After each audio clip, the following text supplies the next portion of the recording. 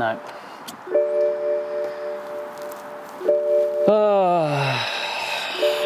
I hate that noise. Shut up.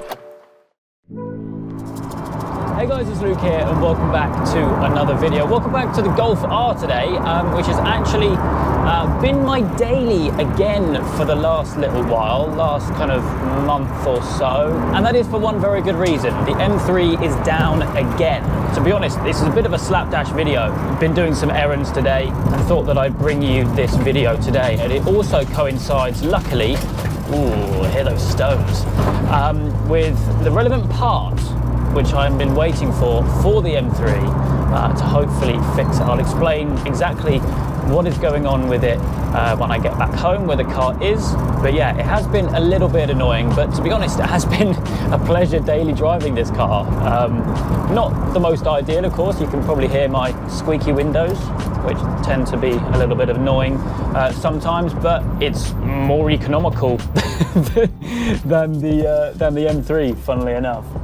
So, plan is to head back home and hopefully see if this part that I have waiting for me at home actually fixes the car. But I think in the meantime, it'd be rude not to have a bit of fun. I love this car. It's so stupid but so epic at the same time.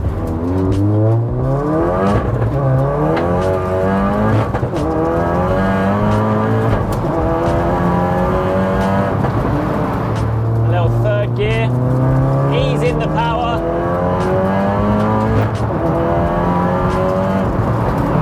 It does get a bit noisy in here though, so yeah, we'll head home, have a look at the M3 because to be honest, dare I say it, I've only actually used it a couple of days after I revealed the wrap. I'll explain all, be home in a minute. And yeah, hopefully, fingers crossed, because I missed the car, to be fair. It's just stuck outside my house and I'm being forced to daily drive this, which, well, I could drive the A45, but I'd rather drive this. But yeah, anyway, besides the point, we'll head home and hopefully, fingers crossed, we can get the M3 running again after it broke again.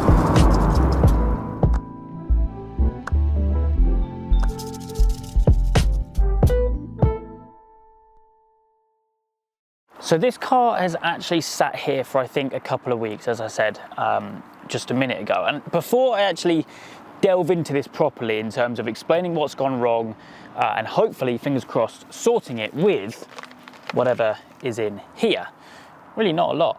And that is hopefully going to be the answer because it wasn't that expensive to buy. Also, I just want to kind of address that I do see some of the comments on this car that I'm always being negative about it. And to be honest, it's always on my mind, I'll be honest. When making videos of this car, I'd never want to come across negative towards a car. I thoroughly enjoy this car, and I think that with the amount of miles that I've done in it and how long I've owned it, I like to think that I know it pretty well.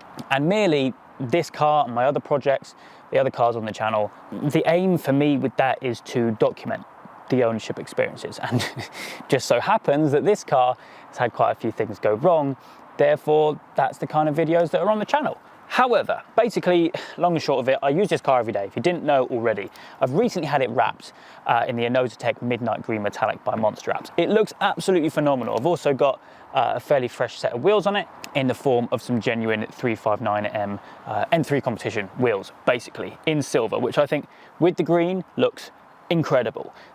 It's a car that gets a lot of use. I mean, I would check this now, but I think the battery's flat. But it's on 92,000 or something. I bought it on 68,000 about a year and a half ago. So it's had a lot of use, and it's probably why I've had a lot of problems with the car. It's a 2008 example, and it's had a lot of use, more than what it has done in the last few years than it has in its whole life, really. It's tricky because I'm struggling to rely on this car. A daily is something that you need to rely on, right? For the last few months, I've always had that in the back of my head after I've had previous issues before with the water damage, that is it going to start? And it's always a bit of a worry. Whenever I press that start button every morning, I think, is it going to start?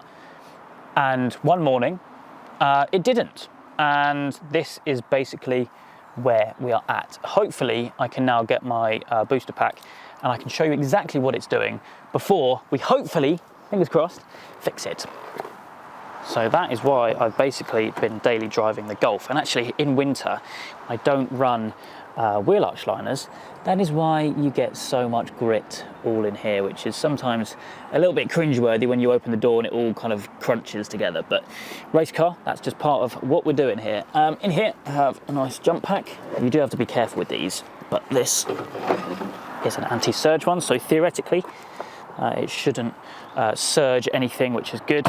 Basically, I'll get some power into this and I can show you what it's been doing. But yeah, ultimately, I never really want to come across as negative, complaining at all in the videos, but I think just with the nature of some of the experiences with cars, that is what happens. Also, I need to explain this in a minute. I do have something to fix that, don't you worry. Right, we're gonna get this off. We're gonna put it on just the factory jump points, make sure I can get a good connection with that. There's a negative earth there. Right, so I can get this up here. So the reason why the battery is a little low is naturally on the morning of me realizing that it wasn't going to start, naturally I tried it quite a few times, and then as it's been sat for a few weeks, it has drained the battery a little bit. So just to help it out, I am just going to put this on just to be sure. Don't put it on 24. Got power in that, yep. Right, key. Essentially what it's doing is, well, long story short, not starting. So, key in, ignition on. Now, naturally at this stage, you'd put your foot on the brake, press the start button, and it would then fire into life. However, foot on the brake, nothing. Now, I don't know if you're going to hear it, but you get a little click. Now, that click is quite important. I'm just going to turn off the jump pack quickly. But yeah, basically, plenty of power there, but it just wasn't firing, wasn't igniting, it wasn't cranking, nothing. But there was plenty of battery life there. Oh, there still is really, apart from that. And so it was kind of just nothing, really. Wasn't even cranking at all. So it did get me quite confused. First thing I did is I checked these, because if these were blocked, we'd have the same issue than what we had a few months ago. Those of you who remember that, yeah, be cautious of your drains on these cars. But I do have a solution, one which I found online, and one which, to be honest, I didn't think was a common problem, but after doing some research, I think it is. Now this is what we have. Any guesses? It's a genuine part and fairly small. It cost me £14.95, and I really, really hope that this is going to be the fix, ultimately. Now this right here is a relay. As I said, it's a genuine part, and when I bought it off eBay, a lot of them had previously been sold, which kind of gave me the idea that a lot of people have been in my position.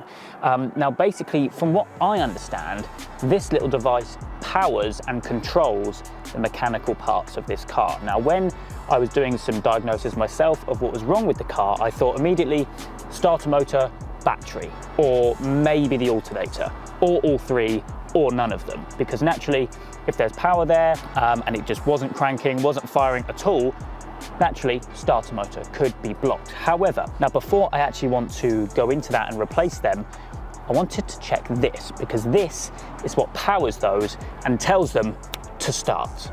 Now this, as I said, was £14.95, and if this is actually the fix, I would be so happy, because the last thing I want to do right now is have this car recovered to another garage, have the alternator checked and maybe replaced, same with the starter motor and same with the battery. If it can be this, that would be mega. And the best part of it is it's actually really easy to install. Let me show you.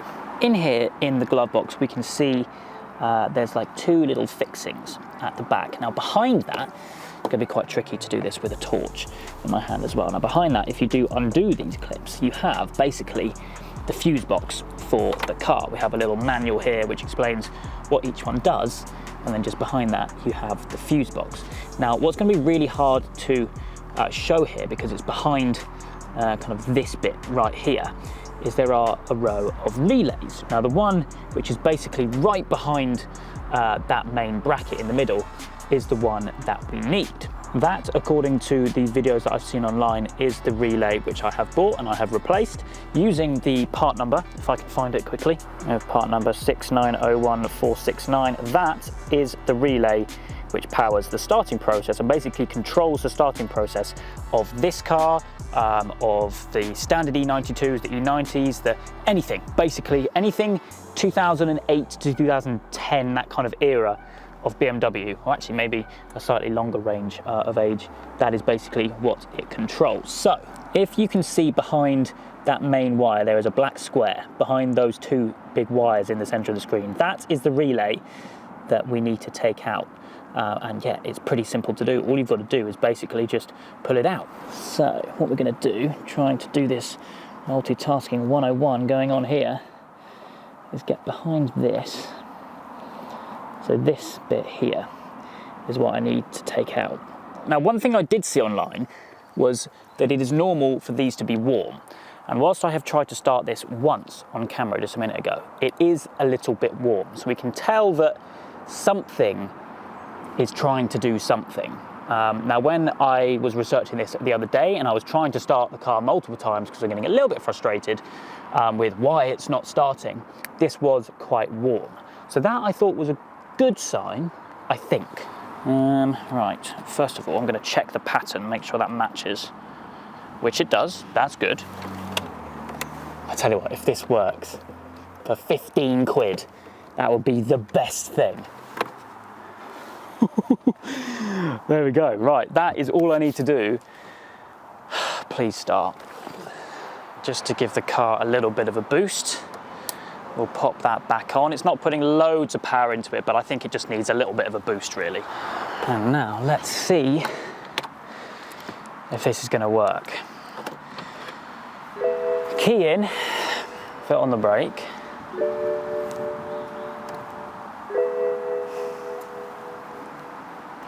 No.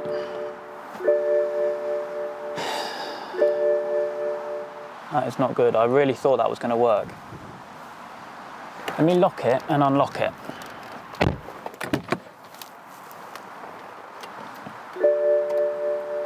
No.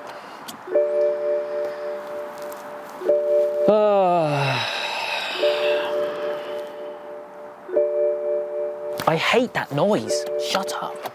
Let me just close the door and basically show you from a first point of view what it's doing. Key here, key in. Ignition on, seatbelts move. Now foot on the brake. Okay, listen carefully for the click. Hear it? Straight away.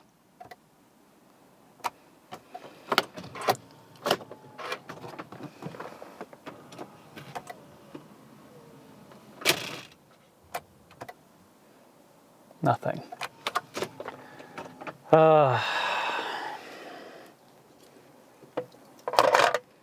Now I don't know what to do because I really thought that that was going to do it.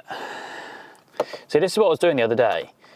I just thought, let's just keep on trying it. Keep on trying it. You never know, it might just work. And that's when you get carried away. That is a real pain. I really, really wanted that to work. It almost sounded too good to be true for 15 quid, but it all added up. From the symptoms than what I've been experiencing to what I see online in multiple different occasions, it all seemed to point to the relay that's in the glove box that controls the mechanical components of the starting procedure. I have replaced that with a new part and it's still not working. Power shouldn't be an issue because I have a jump pack on it, making sure that the voltage is okay. The battery is a bit low thanks to the car being sat for a while and also me frantically trying it God knows how many times. So maybe it is the starter motor. See, this is what I mean. I don't want this video to come across like I'm moaning about the car or being super negative, but this, to be honest, is the reality of daily driving an E92 M3.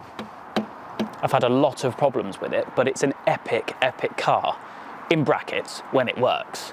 This car is brilliant. I have absolutely loved it, but it's kind of where I'm at with it. I cannot rely on it. I cannot trust it because I don't know when it's going to break.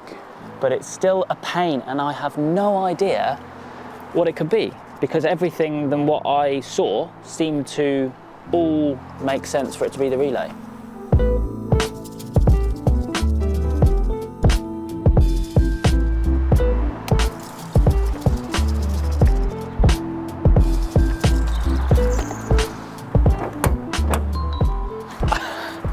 I really thought that this was gonna work. I had an idea in my head. I'd do this, I'd fit it real quick, it will start, we can go for a nice drive, charge the battery back up and get back to using it. But no.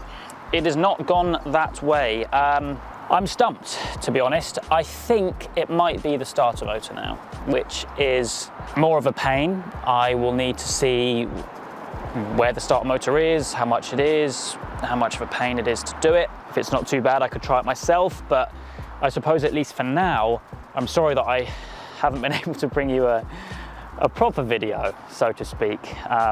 That's where we're at with the car. Please let me know in the comments if there's anything that you think it could be. If you have any tips or advice for me, then please let me know. But for today at least, I need to go back to dailying the Golf R again. Before the wrap, right, I'll get a little bit serious.